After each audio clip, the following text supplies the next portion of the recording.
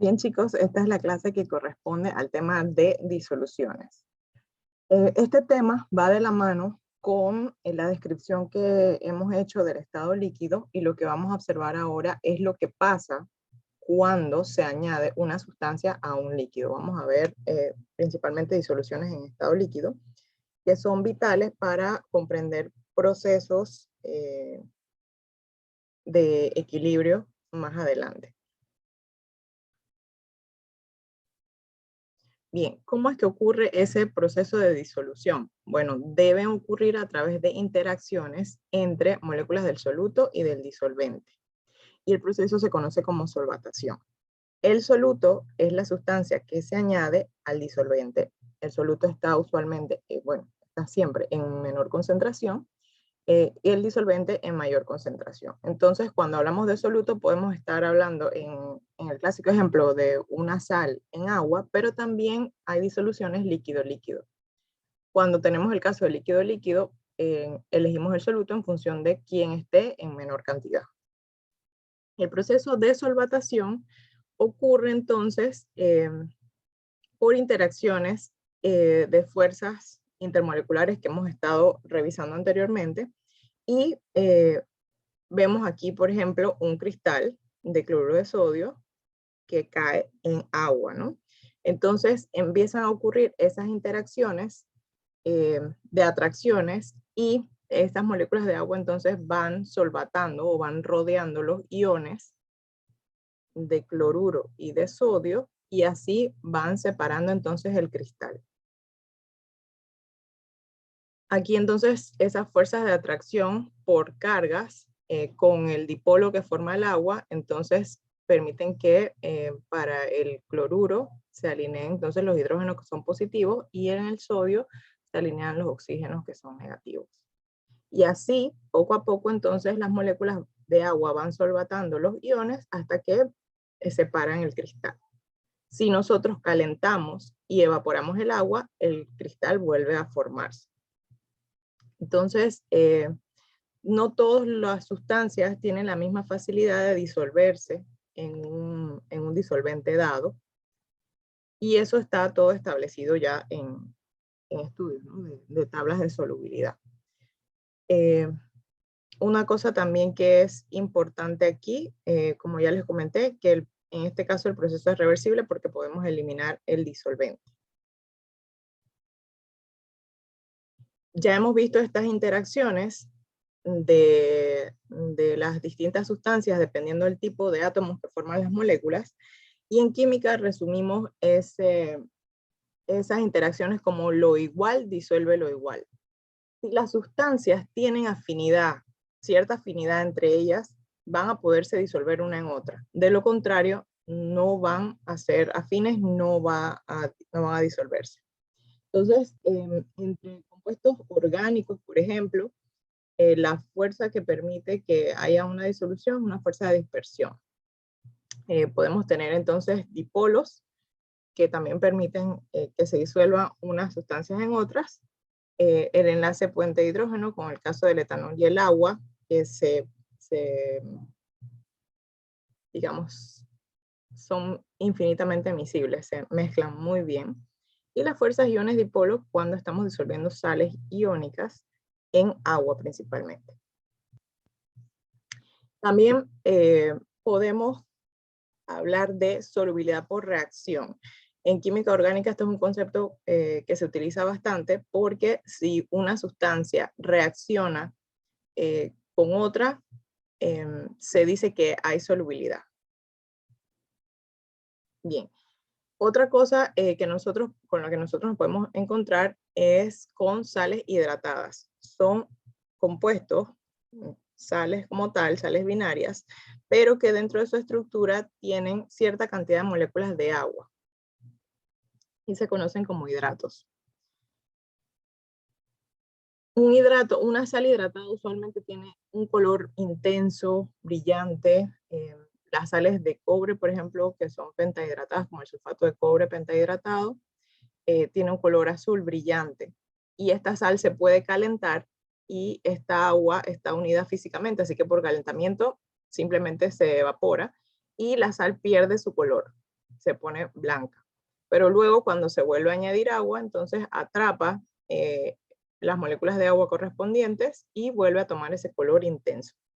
El níquel también es el sulfato de níquel es una sal que se hidrata y es de color verde.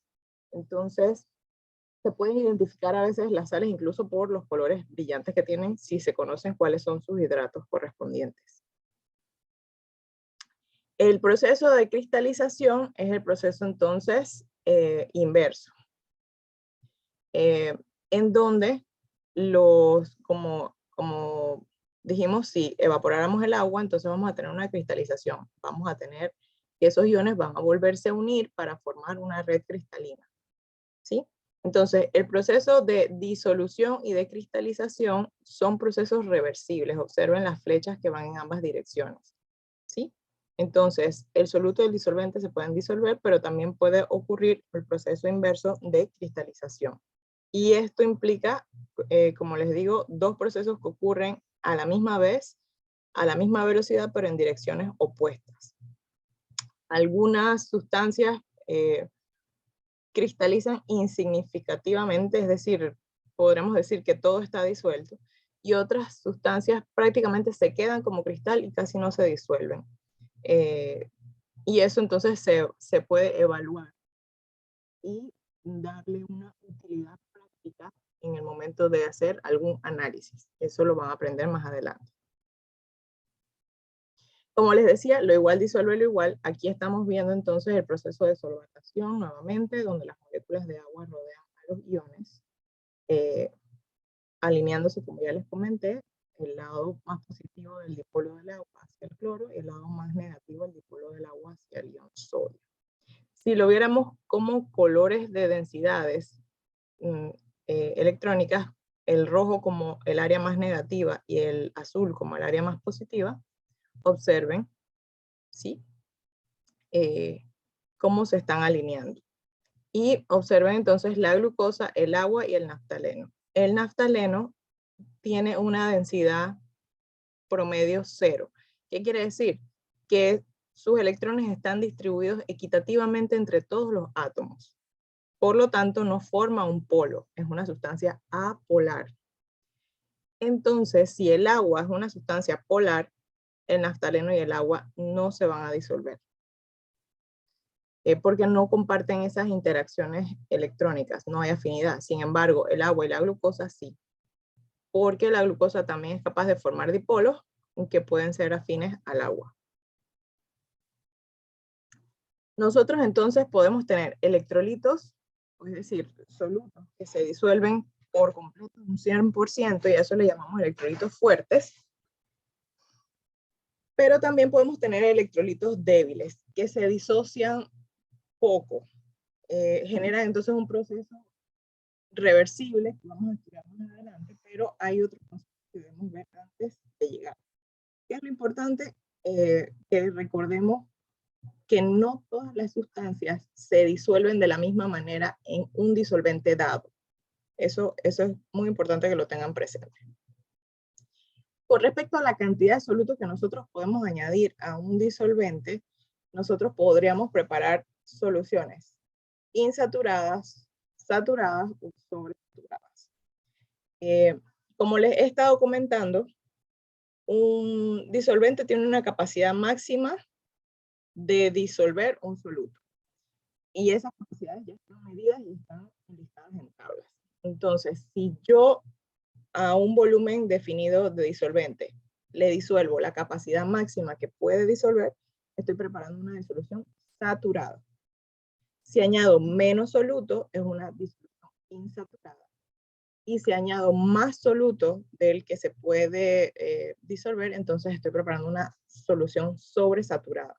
Usualmente, para preparar una solución sobresaturada, lo que se hace es que se calienta el disolvente para disolver más de la masa que puede disolver y luego se deja enfriar. Una disolución sobresaturada, entonces, que está fría, cualquier movimiento hace que vuelva a solidificar el exceso que se añadió de soluto. ¿Cómo expresamos entonces la cantidad de soluto que hay en un disolvente? Pues lo hacemos a través de unidades de concentración.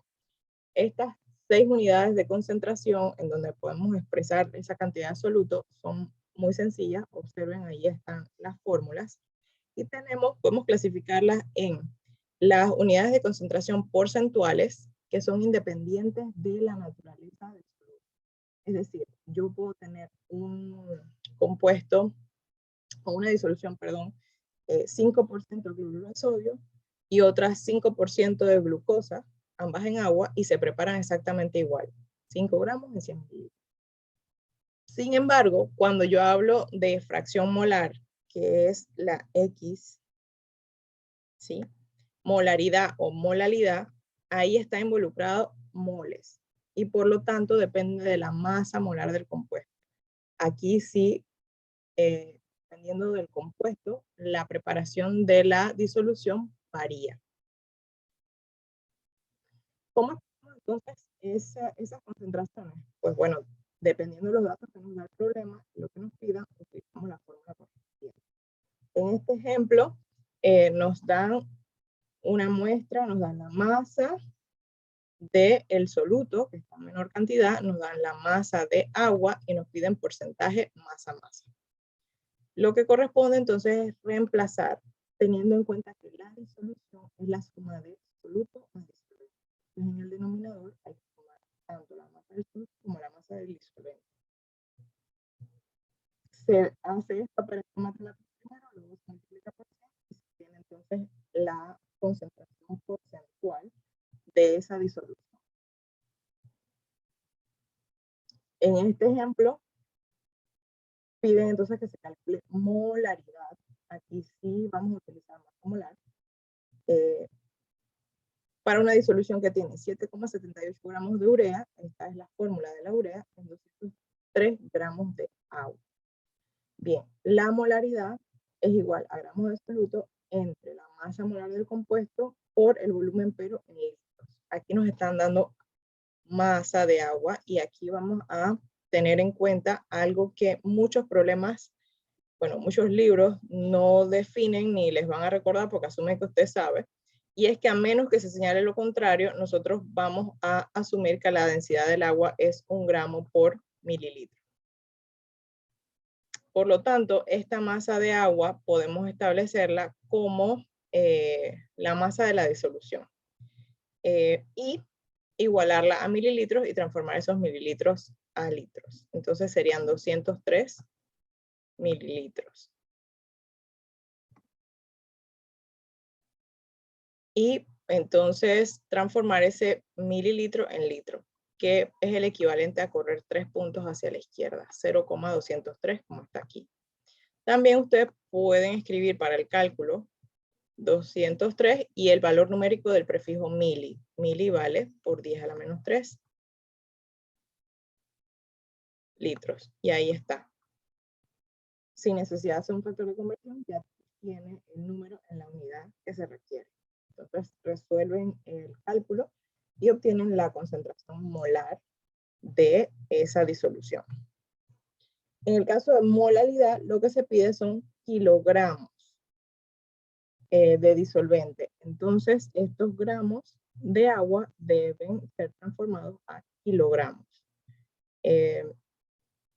Lo pueden hacer con un factor de conversión o igual correr 3 puntos a la izquierda y les da 0,198 kilogramos. Necesitamos para la molaridad, para la fracción molar y para la molaridad, la fórmula del soluto porque está involucrado en el cálculo la masa molar. En la fórmula no podemos calcular la masa. En este caso, el ácido sulfúrico tiene una masa molar de 98 gramos, son 24 gramos del soluto y los kilogramos del disolvente. Y esta es la concentración molar. Observen que molaridad es M mayúscula y molalidad es M minúscula. Tienen que tener mucho cuidado con la utilización de las unidades para evitar confusiones. También podemos expresar concentraciones de solutos que están en cantidades muy pequeñas. Usualmente los analitos o las sustancias que se evalúan en un examen, digamos, de sangre, están en unidades usualmente de miligramos por litro, ¿sí? Entonces son cantidades que están en concentraciones bajas, pero que aún esa variación puede afectar el desarrollo normal del ser humano, ¿no? Entonces, cuando estamos hablando de unidades de miligramos por kilogramo, miligramos por litro, microlitros por litro, estamos hablando de partes por millón. Antes se utilizaba esta terminología de partes por millón y ahora ya se decidió utilizar las unidades, ¿sí? Partes por billón, entonces nos indica que es una cantidad todavía mucho menor, es decir, una concentración mucho menor. Incluso se pueden tener partes por trillón, que se le conoce en general como ultratrazas. Cuando vean química analítica, van a ver mejor entonces cómo se estima o cómo se analiza este tipo de analitos o de sustancias de interés en distintas muestras. Con respecto a una disolución y la temperatura y cómo varía la solubilidad, hay una tendencia, y la tendencia es que a mayor temperatura, un disolvente hace disolver más soluto. Es una tendencia, no es una ley,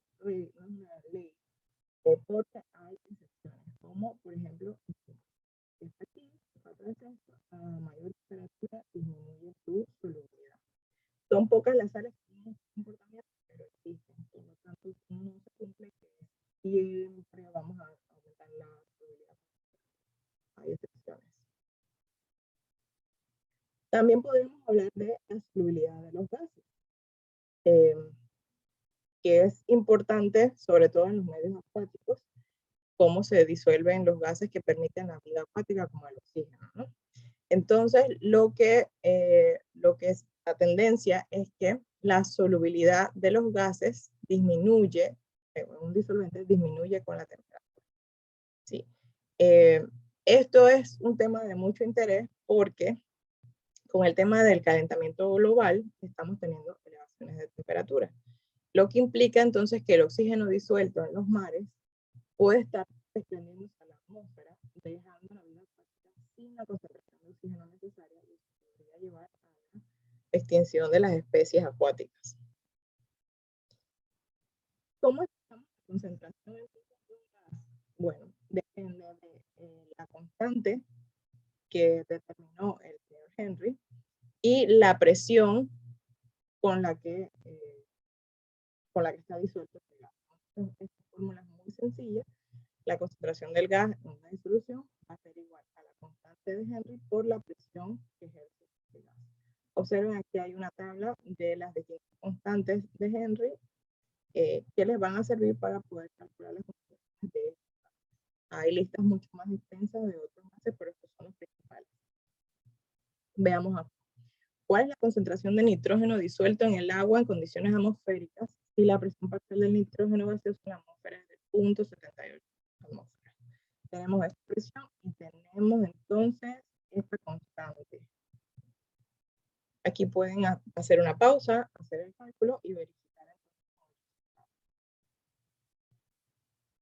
Reemplazamos y obtenemos entonces que esa es la concentración del nitrógeno en agua bajo las condiciones de fricción de 0.78 atmósferas.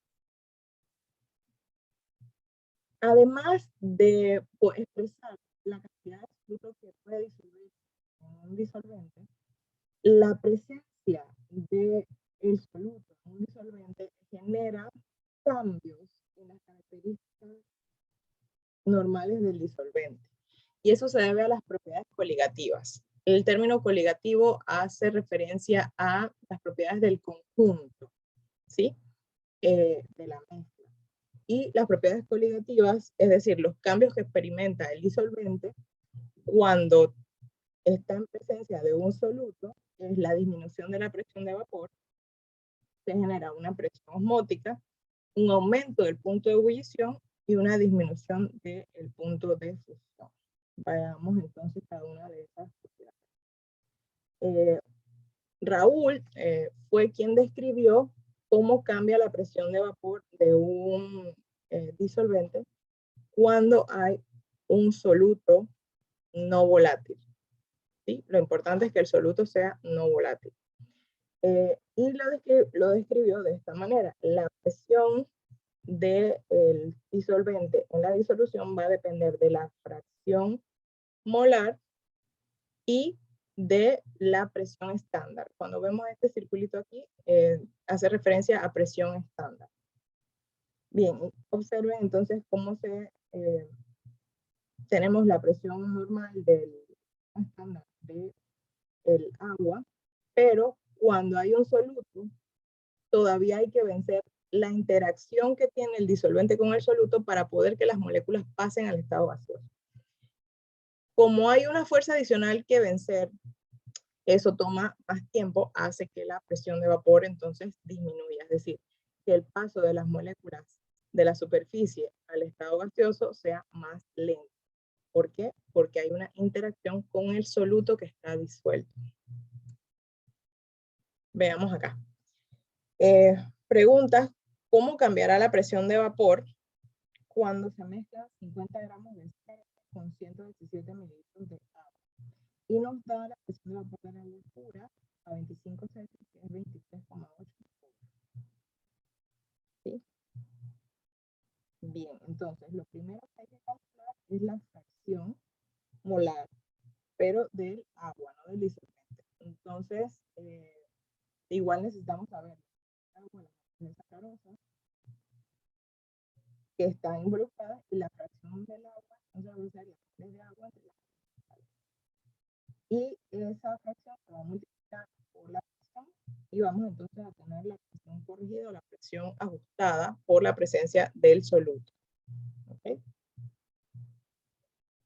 Bien, observen entonces este diagrama de fase que ya hemos visto y cómo cambia entonces la temperatura del punto de ebullición cuando está la presencia de un soluto, es decir, cuando hay una disolución. Esta línea azul señala esta diferencia. Tenemos entonces la temperatura normal de ebullición del líquido puro y cómo aumenta cuando hay una disolución, es decir, cuando hay un soluto no soluble. Esto se debe exactamente a esa interacción que tiene el solvente con el soluto, de manera que se requiere una energía adicional para romper esa interacción y permitir entonces que el líquido ebulla. ¿En qué momento vemos esto? Pues bueno, si ustedes están, por ejemplo, calentando el agua para poner una pasta en cocinar.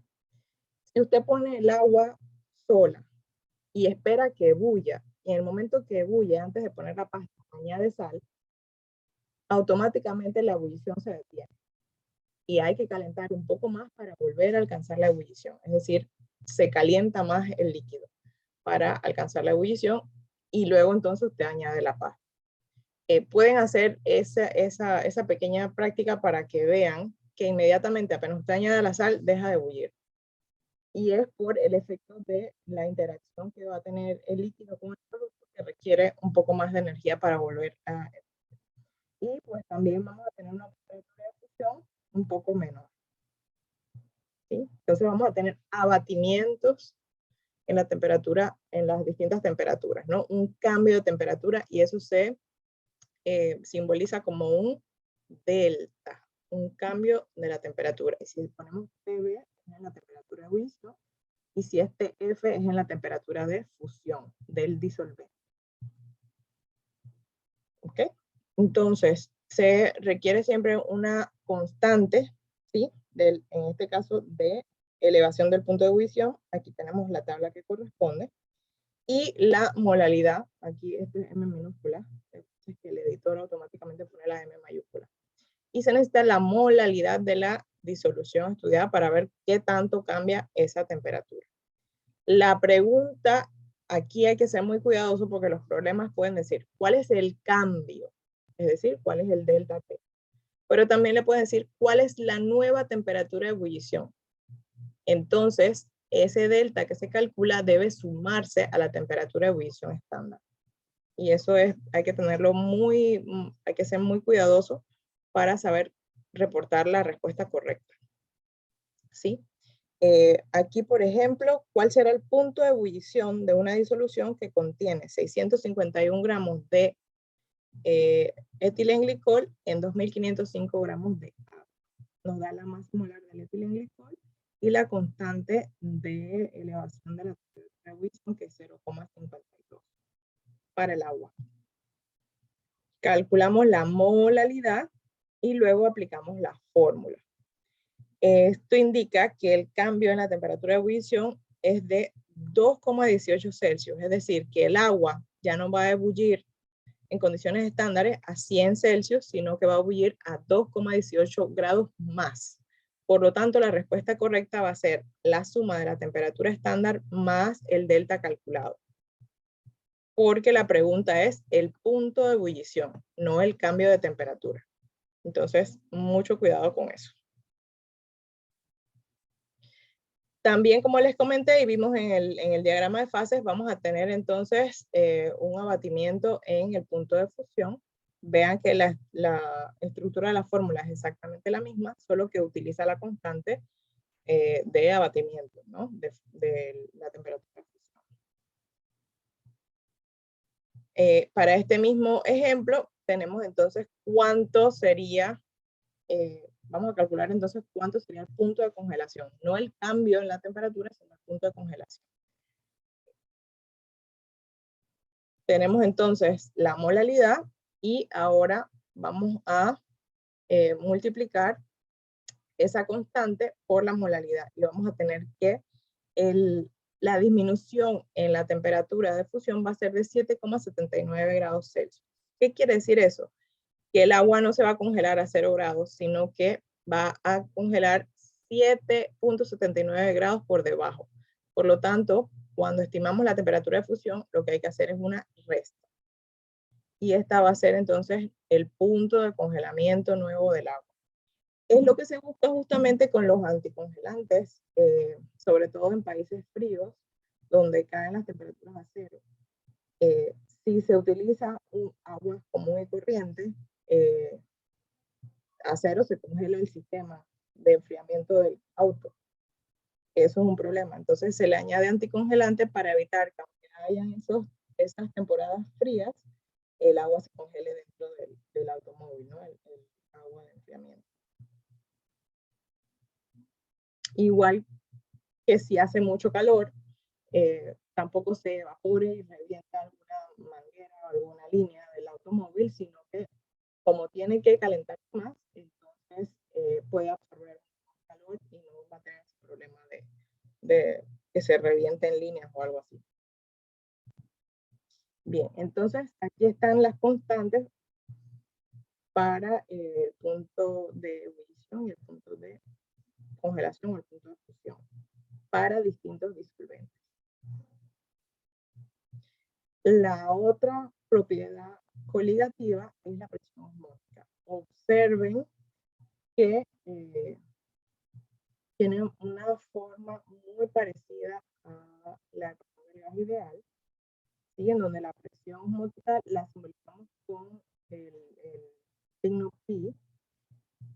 Se utiliza la molaridad de la disolución, constante de los gases y la temperatura en unidades de Kelvin, en temperatura absoluta. La ósmosis es un proceso espontáneo, ¿sí? En donde el disolvente se va a mover hacia donde hay más soluto para tratar de equilibrar la concentración. Eso ocurre espontáneamente. Entonces, la presión osmótica es la presión que se debe ejercer para evitar que ocurra la ósmosis. Y esto es muy importante en los sistemas biológicos, ¿sí? Entonces, esa presión osmótica, que vendría siendo esta presión que se requiere hacer aquí, permite entonces que el disolvente no se mueva cuando normalmente lo haría, no se mueva hacia donde hay más soluto.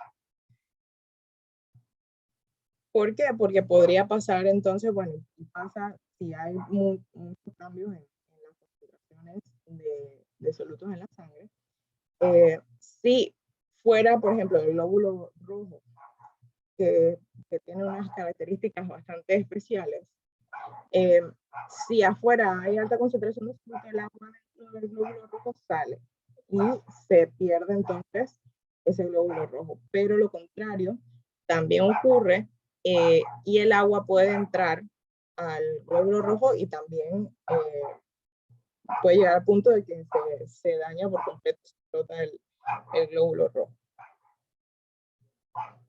Entonces, para evitar que estos procesos ocurran en la sangre y se pierda hemoglobina y la persona pueda morir, entonces existe la presión osmótica que mantiene un equilibrio y no deja que el agua entre sin control o salga sin control. Bien, ¿cuál será la presión osmótica de una disolución que se prepara mezclando 5 gramos de cloruro de sodio en 100 mililitros de agua? Tenemos los datos de molaridad, ya tienen la fórmula, así que pueden ir calculándolo. De hecho, pueden poner pausa aquí y hacer el cálculo y después verificar cómo les da. Y luego reemplazar en la fórmula. Recordando que la temperatura es en unidades de Kelvin. Y resolviendo se tiene entonces esa presión osmótica en atmósferas. Bien, una forma muy particular de falsa disolución son los coloides. Hay sustancias que aparentemente parecen disolverse muy bien, sin embargo, si se hace un estudio minucioso ya a nivel de partículas disueltas, se observa que no están completamente solvatadas, sino que son pequeños grupos de esa sustancia. ¿Sí? A esas agrupaciones que no se disuelven por completo, pero que se mantienen suspendidas en el disolvente, se le conoce como coloides. Los coloides también son muy importantes a nivel biológico y en la parte de química analítica es importante conocer cómo se comportan para poder ajustar las distintas metodologías de análisis. ¿Sí? Estas son entonces las características de los coloides y la diferencia principal entre un coloide y una disolución verdadera es que los coloides tienen agrupaciones en donde los tamaños de partículas son mucho más grandes. Aún visualmente no es tan sencillo verlo, pero sí que es mucho más grande. ¿Okay? Y tienen el efecto Tyndall, este efecto que está aquí. Una disolución verdadera, la luz atraviesa sin definirse, pero en un coloide sí se define el haz de luz. Aquí hay unos ejemplos de distintos tipos de coloides y en donde podemos encontrarlos normalmente, ¿sí? Desde la mantequilla, la pasta de dientes, todas esas son mezclas coloidales. ¿Sí? Y, por ejemplo, tenemos aquí que los ácidos grasos que tienen esta forma de cadena no polar y cabeza polar se alinean de manera que la parte no polar, cuando está en agua, por ejemplo, queda hacia adentro y la parte polar, que si es afín al agua, queda hacia afuera. Y esas son las pequeñas gotitas que usted ve de aceite suspendidas en el agua. Toman esa forma porque tienen este acomodo para la parte apolar interaccionar lo menos posible con el agua y la parte polar, que sí tiene cierta afinidad, entonces es la que queda expuesta al agua. ¿Sí? Y lo que pasa es que los coloides suelen cargarse igual, por lo tanto se repelen y no van a formar conglomerados, sino que se van a mantener así suspendidos, hasta que de alguna manera se logre eliminar esa repulsión y puedan entonces los coloides seguir creciendo y formar un sólido. Esos procesos se van a comprender mejor más adelante, pero es importante que vayan entendiendo de qué se trata entonces los coloides. Sí, aquí tenemos otro ejemplo de la gotita de aceite y así es como estarían ordenados todos los ácidos grasos dentro de la gotita. La parte apolar hacia adentro y la parte polar expuesta hacia el agua. ¿Sí? Muy bien. Eso era todo entonces con respecto al tema de disoluciones y ahora sí pueden resolver los problemitas asociados a este tema.